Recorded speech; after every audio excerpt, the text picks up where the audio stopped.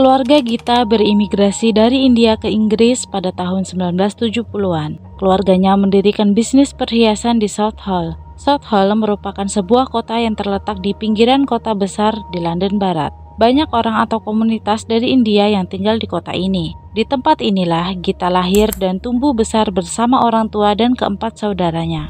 Ketika dia berusia 17 tahun, dia bertemu dengan pria bernama Harpreet Aulak atau kerap disapa Sunny di sebuah halte bus. Berbanding terbalik dengan Gita, Sunny masuk ke Inggris secara ilegal pada usia awal 20-an. Sejak pertemuan itu, mereka semakin dekat dan saling jatuh cinta. Namun orang tua Gita tak begitu yakin apakah pria yang dipilih putrinya cukup baik untuknya. Tak kunjung mendapatkan restu dari keluarganya, Gita yang sudah dimabuk cinta memutuskan untuk pergi dari rumah dan tinggal bersama Sunny. Suatu hari pasangan itu kembali ke rumah orang tua Gita untuk membicarakan tentang pernikahan mereka. Saat itu Gita berusia 20 tahun sedangkan Sunny berusia 22 tahun. Orang tua Gita memberi saran agar jangan terburu-buru.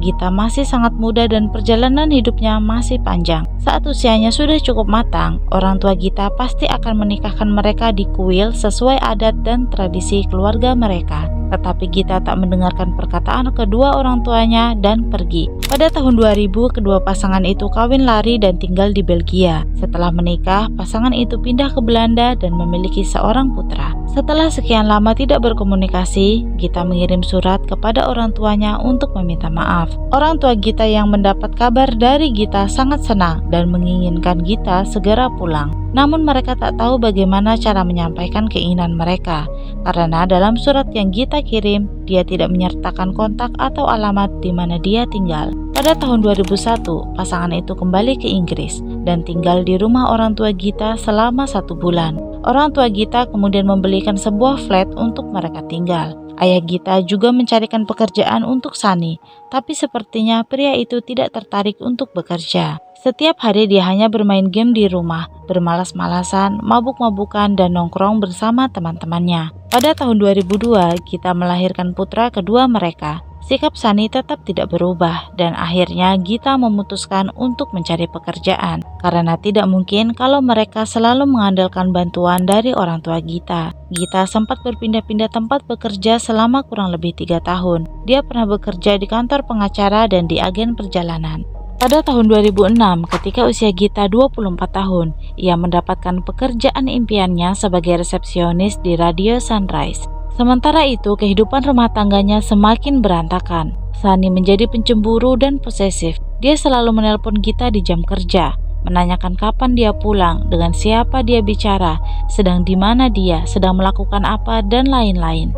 Dia juga mulai mengatur pakaian mana yang harus dipakai, mana yang tidak boleh dipakai. Suatu malam, Sunny pulang dalam keadaan mabuk dan melakukan kekerasan fisik pada Gita. Saat itu Gita melaporkan tindakan suaminya itu pada polisi. Namun saat polisi tiba di flat mereka, Gita mengatakan bahwa mereka telah menyelesaikan masalah mereka dengan baik dan tidak mengajukan permohonan resmi.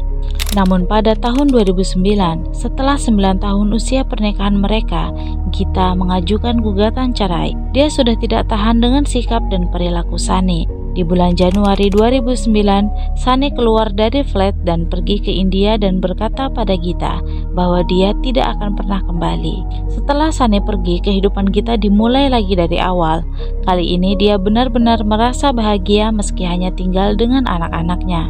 Anak-anak Gita mulai bersekolah di sekolah umum dan dia bisa merasa tenang saat bekerja. Pada 7 September 2009, Gita menandatangani petisi perceraian.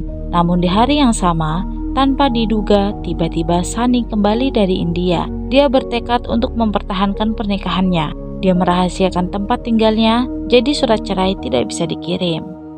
Sunny pergi ke tempat kerja Gita dan menuduh rekan-rekan Gita bahwa mereka adalah selingkuhan Gita. Dia beranggapan bahwa Gita telah berselingkuh di belakangnya. Dia kemudian meminta salah satu kenalannya di stasiun radio itu untuk mencari tahu apakah Gita berselingkuh dan dengan siapa dia berselingkuh. Sepertinya Sunny tidak terima kalau Gita menceraikannya. Sunny pergi ke flat saat Gita pergi, membuka laptop milik Gita dan meretas email dan akun Facebooknya untuk mencari tahu bahwa Gita memiliki kekasih di belakangnya. Dia terus meneror Gita dengan tuduhan bahwa dia telah berselingkuh dan menguntitnya kemana-mana. Gita sangat terganggu, tapi dia terlalu takut untuk melaporkannya pada polisi. Pada tanggal 16 November 2009, sekitar jam 7 malam, seperti biasa sepulang bekerja, dia pergi ke Greenford untuk menjemput kedua putranya di tempat pengasuh anak. Tiba-tiba seseorang mendekatinya dan menyerangnya secara brutal. Orang-orang yang tinggal di kawasan tersebut keluar karena mendengar teriakan Gita. Gita ditemukan sudah bersimbah darah namun masih bernafas. Mereka segera melaporkan hal itu pada polisi. Saat polisi dan ambulan tiba, Gita langsung dibawa ke rumah sakit Charing Cross. Polisi dapat mengetahui identitasnya dari ID card yang tertinggal di TKP. Sekitar pukul 11 malam, polisi tiba di rumah orang tua Gita dan memberitahu mereka tentang Gita. Tapi meskipun para medis telah berusaha untuk menyelamatkannya, Gita tewas di rumah sakit 3,5 jam setelah penyerangan. Dia mengalami luka serius di kepala dan tubuhnya. Tangan kanannya terputus seluruhnya saat dia berusaha melindungi dirinya. Polisi kini menyelidiki kasus tersebut sebagai kasus pembunuhan. Setelah polisi mengetahui bahwa Gita memiliki masalah dengan suaminya, polisi pun segera mencari keberadaan pria itu dengan melacak ponselnya. Keesokan harinya, polisi berhasil menemukannya di daerah Vicarage Farm Road, Hounslow, dan langsung membawanya ke kantor polisi. Sunny mengakui memang benar dia memiliki ketegangan dengan Gita, tapi mereka mencoba untuk menyelesaikannya. Dia mengaku tidak akan pernah menyakiti istrinya dan memberikan alibi kuat pada polisi bahwa bukan dialah pelakunya. Malam itu dia sedang minum-minum di pub Old Elm Tree. Ketika polisi memeriksa CCTV tempat itu, memang benar Sunny ada di sana. Bahkan sempat berbicara dengan bartender di tempat itu. Sunny lalu dibebaskan. Di hari yang sama saat Sunny ditangkap, seorang saksi bernama Jaswant Singh Dhillon datang ke kantor polisi dan menceritakan apa yang ia ketahui. Malam itu, Jaswant dijemput menggunakan mobil oleh kenalannya bernama Sher Singh untuk menagih hutang. Yang tidak diketahui Jaswant, kenalannya ini sebenarnya akan melakukan pembunuhan. Mereka pergi ke lokasi penyerangan. Sher Singh turun dari mobil untuk menyelesaikan suatu urusan. Beberapa menit kemudian, Sher Singh kembali ke mobil dengan terburu-buru dan sudah memegang parang. Mereka lalu pergi ke sebuah kanal Grand Union di Slough, membuang jaket dan senjata yang digunakan. Setelah mendengar kesaksian dari Jaswant, para penyelam dikirim untuk mencari barang-barang itu. Mereka berhasil menemukan jaket yang dikenakan Sher Singh, lalu dikirim untuk uji DNA. Hasilnya ditemukan DNA Sher Singh, DNA Gita, dan beberapa helai rambut Gita. Tanggal 19 November, polisi menangkap Sher Singh di Southall, London Barat. Sher Singh pindah ke Inggris di bulan Juli 2009 menggunakan visa pelajar. Selama dia tinggal di Inggris, dia pergi ke sekolah hanya 1 kali. Setelah itu, dia tak pernah muncul lagi. Berdasarkan bukti yang telah dikumpulkan, Sher Singh merupakan pelaku yang membunuh Gita.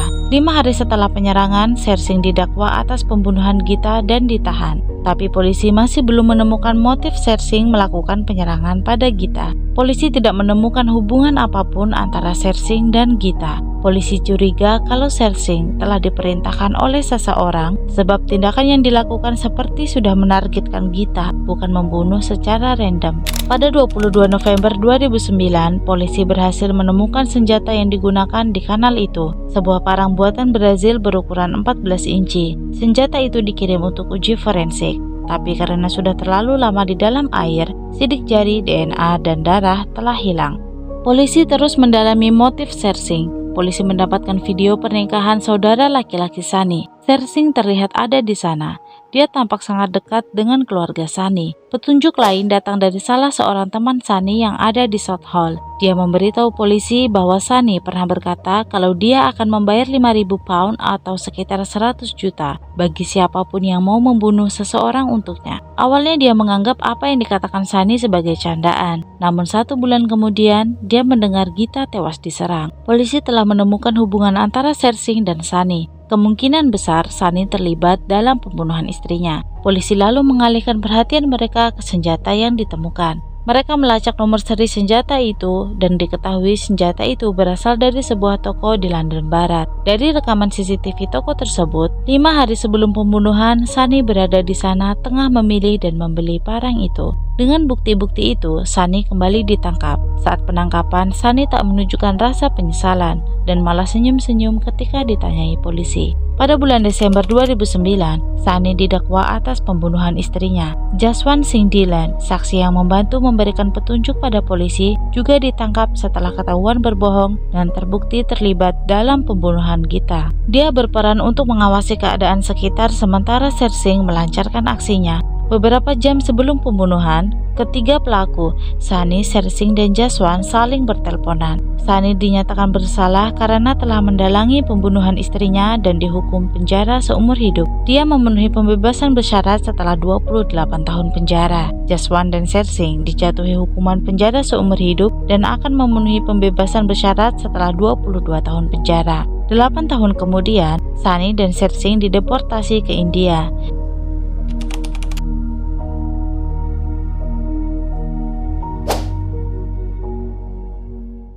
Dukung channel ini dengan share ke teman-teman kamu dan jangan lupa untuk klik tombol subscribe dan nyalakan loncengnya. Terima kasih.